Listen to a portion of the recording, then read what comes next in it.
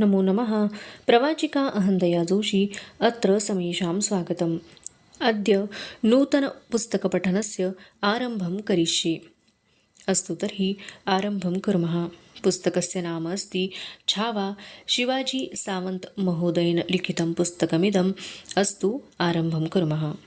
पुजाऱ्यांनी भल्या पहाटे पूजा बांधलेल्या केदारेश्वराच्या राऊळातील दगडी ठाणवया करंजेल पिऊन वातीवरच्या ज्योती जागवू लागल्या.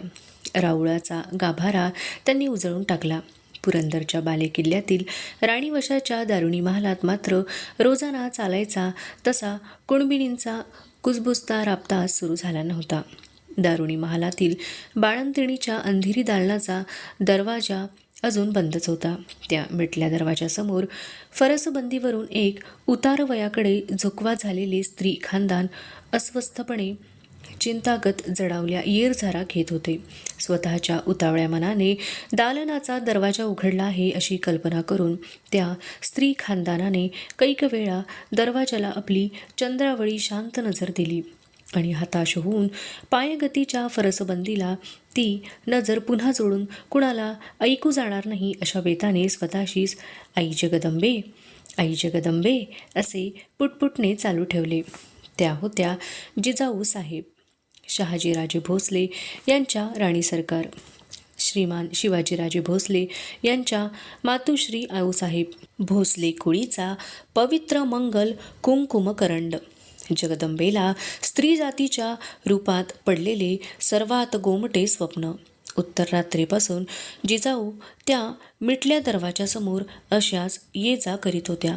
त्यांच्या शेजारीच 10-12 हातांचा पल्ला राखून पुरंदरचे किल्लेदार नेताजीराव पालकर एका दगडी जोत्यावर बसले होते. उकिडव्या बसलेल्या नेताजीरावांनी आपल्या गुडघ्यांना हातांचा वेढा भरला होता. रात्रभर ताटकळत खड्या असलेल्या नेताजीरावांना शेवटी आऊसाहेबांनीच एक जागी निवांत बसायला सांगितले आणि स्वतःला गडवाऱ्याच्या थंड झमकीबरोबर केव्हा डुलका लागला तेच मग नेताजीरावांना कळले नाही. त्यांच्या डुईवरची कंगणीदार मावळी पगडी मात्र त्या डुलक्याला हुलकावणी देत मोठ्या तालेवारीने आपला तोल त्यांच्या गरगरीत शिरावर सिताब सावरत होती. मर्दाची झोप नाहीतरी चटक्या अंगाचीच असते. दरुणी महलावरचा रोषणाईक आला जिजाऊंना बघताच अदम बुजरा घालून कोनाड्यात निसूर झालेल्या मशाली पटापट उतरून हलक्या कदमांनी निघून गेला. दिवस चांगला 1.5 कासरा धावणी घेऊन वर चढला. महालाच्या महिरपीतून उतरलेल्या किरणांनी मध्यभागीच्या बिछायतीवर मनाजोगा ऐसपैस प्रकाश मांडला. मातोश्री जिजाऊ पुरत्या फिकरमंद झाल्या. चिंतागत फेऱ्या घेऊन त्यांच्या पायांना थकव्याचे कड आले होते. त्याहून अधिक काळजीचे कड त्यांच्या उरात दाटले होते. एकाएकी दालनाचा दरवाजा कुसवात कुरकुरला. आऊसाहेब बिगी दरवाजाच्या रोखाने पुढे सरशा झाल्या. उरातल्या सगळ्या आऊपणानं त्यांच्या कानात जमाव केला. अनेक सवाल डोळ्यात खडे ठाकले. दरवाजा पुरता उघडला गेला. मागून बसके राजसरडने धावणी घेत कानी आले. उघडत्या दरवाजात मध्यम वयाची कसबी सुईण गोजाक्का कमरेत वाकून उभी होती. आपले अशुच ओले हात जिजाऊंच्या नजरेला पडू नयेत म्हणून मनगटे कमरेवर टेकवून तिने ते पाठीशी उफराटे फिरवले होते. तापल्या दुधावर दाट साय जमून यावी तसे नितळ हसू तिच्या कुणबी मुखड्यावर खुलते झाले. जिजाऊंनी सवाल टाकण्यापूर्वीच तिने कपाळाचे गोंदलेले कातडे वर चढवीत दिल लगाव कुणबी शब्दांच्या नुसत्या लाह्या फुलविल्या. झडू द्या तोपांची नौबत, बाळ किसन आलं, बाळ किसन, बाळ बाळंतीन समद सुखरू, बाळराज म्हणत नेताजीरावांनी जोत्यावरून खाली चटकी छलांगच घेतली. त्यांचा डुलका केव्हाच पसार झाला. मात्र सामने जिजाबाईंना बघताच दबकून डोक्यावरची पगडी त्यांनी अगोदर सीधी बसती केली. मासाहेबांना मुजरा घालीतच ते म्हणाले, बुरजांवरच्या भांड्यांसनी बत्ती देतो आऊसाहेब. धाकलं धनी आलं, हो दे जगदंबेचा उदो. प्राजक्ताचे फुल भरले झाड डोलावे तशा जिजाबाई प्रसन्न हसल्या. चतुर नेताजींनी तेवढीच संमती सीताब उचलली. आपली पाठवळ आऊसाहेबांना दिसणार नाही या बेताने मुजरा घालीत घालीतच ते मागल्या पावली 4-5 कदम मागे हटले. वळताना आपल्या भरदार मिशांच्या चिंच आकड्यावरून उजव्या हाताची दमजोर पालथी मूठ फिरवताना ते स्वतःशीच बोलल्यागत भुवया चढवीत पुटपुटले, बाळराज, धाकलं धनी, बेस, लई बेस. आणि एरवी घोड्यावर मांड बुलंद बैठक जमवून दौडणारे नेताजीराव लहान बच्च्यासारखे सीधे पायीच धावले तोफखान्यावरच्या गोलंदाजांना गाठण्यासाठी. त्यांच्या त्या पाठमोऱ्या धावपळीकडे बघताना जिजाऊ कपाळींच्या आडव्या बोटांचा कुंकुमपट्टा वर चढवीत स्वतःशीच हसल्या. डोकीवरच्या टोपपदरी येसूचा भगवा जरी गाठ त्यांनी गोंदल्या हाताच्या कुलवंत चिमटीने उगीच सरसा केला. बाळकृष्ण शिवबांचे बाळ, पहिले बाळराजे गोजाक्काच्या रसरशीत बोलांनी जिजाऊंच्या सोशिक मनावर लक्ष लक्ष मोरपिसे फिरली होती. आता त्या थोरल्या झाल्या होत्या. त्यांच्या पापण्यांची तुळजाई पाती क्षणात दाटून आली. इतकी सालं कुदरली. शिवबा राजांच्या राणीवशात कन्यारत्नांचं उंच टिपेचं रडणं कैक वेळा घुमलं होतं. पण बाळकृष्णांचं बसकं रडणं आजवर कधी उठलं नव्हतं. म्हणूनच जिजाऊंचे डोळे पाणभरे झाले कृतार्थतेने. मुलाच्या दर्शनाने आऊपण धन्य होते, पण नातवाच्या दर्शनाने अवघे स्त्रीपण धन्य होते. स्वतःला सावरीत जिजाऊंनी गोजाक्काला विचारले, खुणासारखे ग दिसतात बाळराजे? जितनीत राजेसाहेबांनी. राजेसाहेब? जिजाऊंच्या डोळ्यांसमोर शिवाजीराजांची मूर्ती क्षणात उभी ठाकली. घोड्याच्या पाठीवरून घामेजत धावणी धरून ते कुठल्या मुलखात असतील आंबा जाणे. राजे उपजले तेव्हा इकडची स्वारी अशीच उन्हातान्हात दौडीवर होती. आज शिवबा राजांच्या पोटी बाळराजे आले आणि राजेही तसेच दौडीवर. भोसल्यांच्या पुरुषांना मागल्या कबिल्याचा पायकोवा राहत नाही, हेच खरं. जगदंब जगदंब करीत जिजाऊंनी एक निश्वास सोडला. कितीतरी उदंड कड त्या निश्वासात भरले होते. राजे नाहीत, निदान त्यांची यादगीर म्हणून त्यांचे बाळराजे तरी डोळाभर बघावे म्हणून जिजाऊंनी दालनाच्या दगडी उंबरठ्यावर आपला सोनपुतळ पाय ठेवला. आतल्या शिसवी मंचकावर सईबाईंच्या कुशीतून उफाळलेले रडणे भोवतीच्या दगडी भिंतीवर रोमांच उठवीत होते. उंबरठ्यावर उभे राहून ते कानभर ऐकताच जिजाऊ भानावर आल्या. आपल्या उतावळ्या मनाचे त्यांनाच हसू आले. 5वी झाल्याखेरीज बाळंतिणीचा सोयर पडलेल्या दालनात नसते जायचे. त्या विचाराबरोबर क्षणभर त्या जखडबंद झाल्या. उंबरठ्यावर टाकला पाय त्यांनी तसाच मागे घेतला.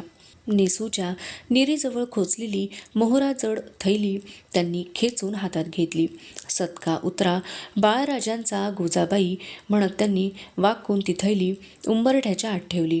शांत चालीने आणि भरल्या मनाने त्या आपल्या खाजगीच्या महालाकडे चालल्या. त्यावेळी किल्ले पुरंदरच्या चारी बाजूंचे बुलंद बुरुज आपले तोफांचे कंठ फोडून माथ्यावरच्या मावळी निळ्या वैशाखी आभाळाला खबर देत होते. राजश्रिया विराजित सकळ गुणमंडित भोसले कुलावतंस श्रीमान शिवाजीराजे भोसले यांच्या थोरल्या राणी सरकार वज्रचूडे मंडित सईबाई साहेब प्रसूत झाल्या. पुत्ररत्न प्राप्त झाले आणि ती खबर ऐकून किल्ले पुरंदरवरच्या सगळ्या राऊळातले देव आपोआप सोयरात पडत होते. पुरंदरच्या सदर महालात बैठकीवर बसून जिजाबाई खाली त्यांचे मायने सांगत होत्या. समोर बसलेले बाळकृष्णपंत हणमंते ते मायने आणि मजकूर कागदावर उतरून घेत होते. बाहेर 18 कारखान्यातील असामींना पांढऱ्या गलमिशांचे गोमाजी नाईक पाणसंबळ खांद्यावरच्या परातीतील साखर मुठीमुठींनी वाटत होते. कोणीतरी लगटीने गोमाजी बाबांच्याच तोंडात साखरमूठ भरली. तिचे निसटते कण गोमाजी बाबांच्या पांढऱ्या थोट मिशीत अडकले होते. गोमाजींना डिचवण्यासाठी एक तरणा मावळा म्हणाला, नाईक, लई लहानी मूठ आहे तुमची. त्याच्याकडे डोळे वटारून बघत गोमाजी बाबा गरजले, मोरये. परातच वत्तो तुझ्या थोबाडात आणि गोमाजी स्वतःवरच खुश होऊन मान मागे टाकून कल्ले थरकवीत दिलखुलास हसले. सदर महालात खलित्यांच्या लाल फासबंदांच्या थैल्या तयार झाल्या. थैल्या ठेवलेल्या तबकाला जिजाबाईंनी उजव्या हाताचा दस्तुरी स्पर्श केला. सदरेच्या भिंतीशी उभ्या असलेल्या खबरगिरांच्या पथकातील एक एक खबरगीर सामोरा आला. आऊसाहेबांना मुजरा करून आणि बाळकृष्णपंतांच्या हातून आपापली थैली घेऊन बाहेर पडू लागला. फलटण, तळबीड, सिंदखेड, बेंगळूर, चौवाटा त्या थैल्या जाणार होत्या. जिजाबाईंनी शेवटची थैली आपल्या हातात घेतली. त्यांच्यासमोर मावळ पट्ट्यातील नामांकित खबरगीर विश्वास नानाजी मुसेखोरेकर उभा होता. त्याच्या हातात ती थैली देत जिजाबाई म्हणाल्या, विश्वासराव, जातीनिशी ही थैली राजांना रुजू होईल असे कर. आमचा सांगावा सांग की जरूर निघून येणे. पुत्ररत्न उपजले. जी म्हणत विश्वासरावाने थैली धरला हात आपल्या माथ्याला लावून जिजाऊंना मुजरा भरला. विश्वासराव सदर महालाबाहेर पडला. धावणीची वाट बिनघोरी आहे की नाही हे टेहळण्यासाठी जासुदांचा नाईक बहिर्जी राजांच्या घोडदळापुढे एका मजलेवर दौडत होता. सुपेजवळ आले. बहिर्जींच्या घार नजरेला एक स्वार सामनेच दौड घेत येताना दिसला. झटकन बहिर्जीने आपल्या उजव्या तळहाताची झड कपाळावर चढवली. डोळे बारीक करीत त्या स्वाराचा कानोसा घेतला. त्याच्या घोड्यावरच्या मावळी चिनाची खूण चांगली पटताच टाच मारून धूळ फेकीत आपला घोडा एकदम पुढे काढून दौडत्या टापेने क्षणात त्या स्वाराला गाठला. बहिर्जीला बघताच समोरचा विश्वास पायउतार झाला. काय खबर आहे विश्वास? मुजरा घालणाऱ्या विश्वासला बहिर्जीने लगोलग चाचपून पाहिलं. लई नामी खबर हे नाईक. धन्यासनी बाळ किसन झालं. पुरंदरावरनं मासाहेबांची थैली घेऊन आलं नव्ह. विश्वासने आपला दाटला उत्साह तळपत्या डोळ्यांनी फोडला. धन्यांचं बाळ किसन? कवा? भले रे माझ्या भातदरा, म्हणत बहिर्जीने मांड मोडून जिनावरून खाली चलाक चटकी छलांग घेतली. आपण राजांच्या खबरगीर खात्याचे नाईक आहोत. विश्वास एक मामूली खबरगीर आहे हे विसरून बहिर्जीने सरसे होत विश्वासची थेट ऊर भेट घेतली. त्याचे खांदे थोपटले. वळीव पावसाचा मारा होणार ही इशारत देणारा भन्नाट वारा सुटला होता. लगबगीने बहिर्जीने आपल्या घोड्याचा मोहरा माघारा वळविला. राजांच्या सामने रुजू होण्यासाठी तो विश्वाससह मागच्या मजलीकडे चौपट दौडू लागला. राजांचे घोडदळ नजर टप्प्यात येताच त्या दोघांनी आपल्या जनावरांची धावणी कदमबाज केली. धीम्या चालीची घोडी घेऊन ते राजांच्या समोर आले. पायउतार होऊन दोघांनीही झटक्यात राजांना अदबमुजरे रुजू केले. राजांच्या पाठीवर कायदे आखडलेले घोडदळाचे मावळे श्वास रोखून उभे होते. इकडे आभाळाच्या शिवारात वळीव पावसाच्या ढगांनी मेंढी कळपासारखा केव्हा जमाव धरला ते कोणालाही कळले सुद्धा नाही. राजे कुमैत जातीच्या तपकिरी उमद्या जनावरावर मांड बुलंद बैठक जमवून बसलेले होते. घोड्याचे भगवे रेशमी कायदे त्यांनी आपल्या अंगठीधारी सडक बोटांनी आखडून धरले होते. कपाळीचे 2 दलांचे आडवे शिवगंध, छातीकडे धारदार नाकाचा तरतरी शेंडा, कानशिलाकडे निमुळते होत गेलेले, दोन्ही डोळ्यात 2 सूर्य वागविणारे लांबट डोळे, उभट शंखासारखी रंगसतेज मुद्रा, छातीच्या ठोकेदवडीशी कान लावून विसावलेली कंठातील 64 कवड्यांची आई भवानीची पावनमाळ असे ते राजयोगी रूप होते.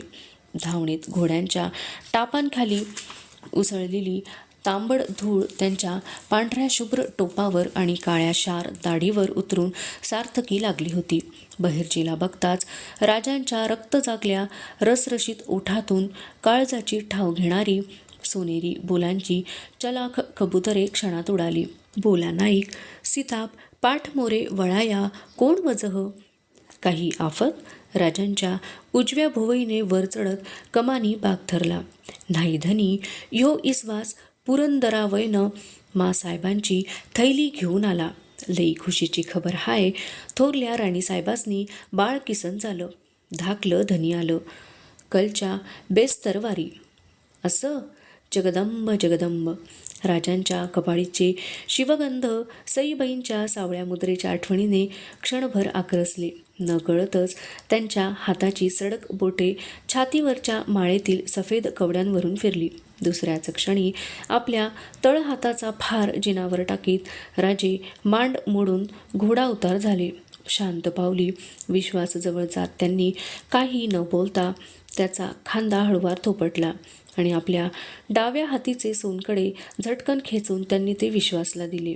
मागच्या घोडदळातील माणकोजी, मुरारबाजी, येसाजी, तान्हाजी ही हरोलीच्या घोडीची मंडळी केव्हाच पायउतार झाली होती. त्यांना दौडीतले मावळे पगड्यांना झटके देत कसली खबर म्हणून विचारू लागले.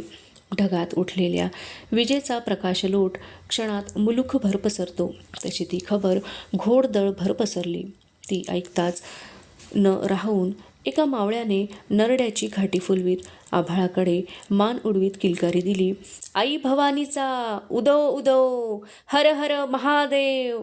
सगळे घोडदळ ती किलकारी पुन्हा तशीच उचलताना रोमांचून उठले. राजांनी मागे वळून हसत आपल्या जानकुर्बान मावळ्यांना एकदा नजर दिली. विश्वासने दिलेली थैली डोळे मिटून आपल्या कपाळीच्या शिवगंधावर टेकवून शेजारी असलेल्या निळोपंत बहुलकरांच्या हाती दिली. निळोपंतांच्या तोंडून पत्रातील जिजाबाईंचे बोल खडे होऊ लागले. ज्येष्ठ शुद्ध द्वादशेस गुरुवारी 10व्या घटकेस थोरल्या सुनबाईस पुत्ररत्न प्राप्त झाले. जगदंबेच्या आशीर्वादाने करून आम्ही थोरल्या आऊ झालो.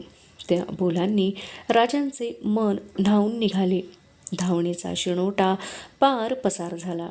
निळोपंतांनी पत्र पुन्हा थैलीत घालून लाल गोंड्यांचा फासबंद आवळला आणि सप सप सप करीत टपटपीत पाणथेंबांची टिपरी घुमवीत वळीवाने आपली बेहोश मारगिरी सुरू केली. हा हा म्हणता राजांच्या सहसारे वेडावल्या आकाशाखाली निथळून निघाले.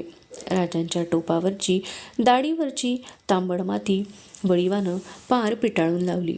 तिची जागा पावसाच्या मोती थेंबांनी घेतली. वळी व धारात धावून निघालेल्या राजांच्या छातीवरच्या जाम्याला कवड्यांची माळ चिकटली. अभिषेक पात्रातून वर्षणाऱ्या जलधारांखालचे नितळ शिवलिंग दिसावे तसे ते रूप होते. अवशिष्टा कथा अग्रिमे भागे पठिष्यते. अस्तु तर्हि पुनर्मिलामः. तावन् मंगलं भूयात् शुभं भूयात्. नमो नमः. धन्यवादः.